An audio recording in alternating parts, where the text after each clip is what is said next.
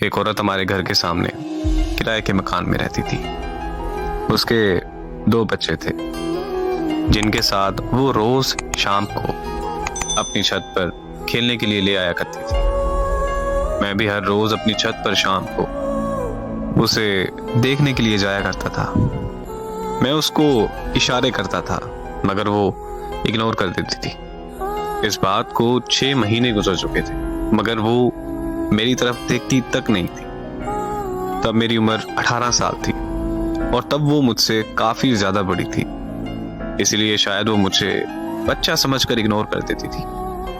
फिर एक दिन मुझे बुखार होने की वजह से मैं छत पर नहीं जा सका, तो वो औरत मेरी अयादत के लिए मेरे घर चली आई और मेरा हाल चाल पूछकर अपने घर वापस चली गई। उसका मेरी अयादत को आना मेरे लिए इस बात का इशारा था कि उसके दिल में भी मेरे लिए एहसास है।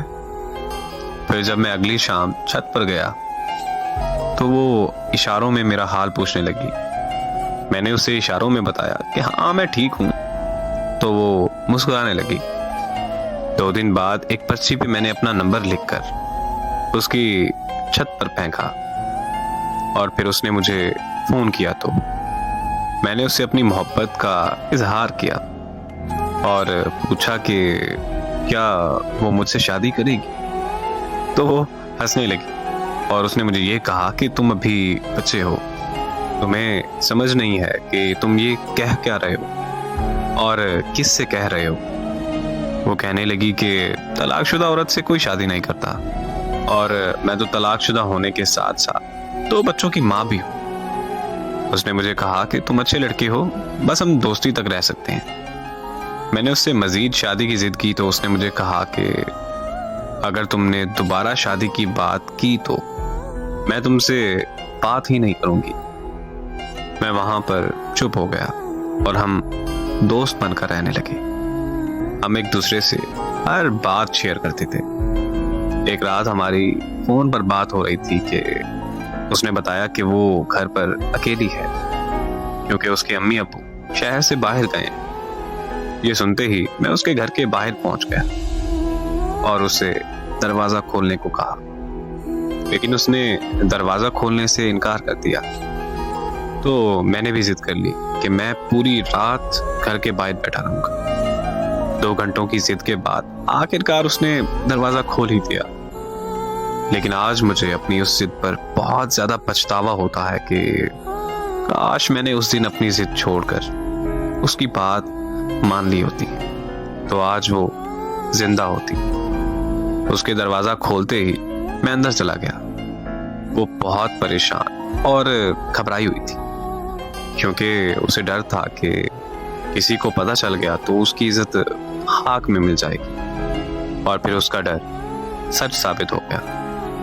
मुझे किसी ने उसके घर दाखिल होते हुए देख लिया था और उस शख्स ने पूरे मोहल्ले में मसला खड़ा कर दिया। सारे मोहल्ले वाले इकट्ठा होकर उसके घर के बाहर आ गए। मैं छुप गया था लेकिन उन्होंने मुझे ढूंढ लिया था। मेरे घर वाले भी मोहल्ले वालों के साथ मौजूद थे।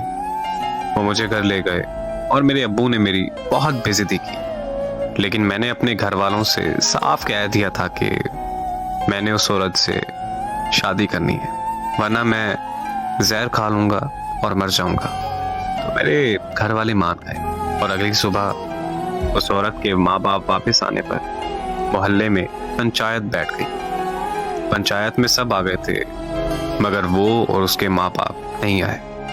फिर थोड़ी देर बाद खबर आई कि उस औरत ने जहर खा लिया है। मैं वहां से उसके घर की तरफ भागा, लेकिन मेरे पहुंचने से पहले वो मर चुकी थी। उसे इस दुनिया से गए 8 साल हो गए, लेकिन मैं आज तक उसे भूलकर किसी और का नहीं हो सका। मुझे आज भी ये बात अंदर से खा जाती है कि काश मैं उस दिन जिद ना करता तो वो आज जिंदा होती। इससे बड़ा दर्द क्या होगा कि मेरी वजह से उसकी जान चली गई। लेकिन मोहब्बत करना कोई गुनाह नहीं। जब सच्ची मोहब्बत हो जाए तो वो रंग रूप, अमीर गरीब, काला गोरा या उम्र में फर्क मोहब्बत में नहीं देखा जाता। जब मोहब्बत हो जाती है तो फिर हो जाती है। वो एक शेर है कि वो मोहब्बत को हवस समझते हैं तो कह देना उसे, हाँ बदन ही चाहिए लेकिन ता कयामत चाहिए।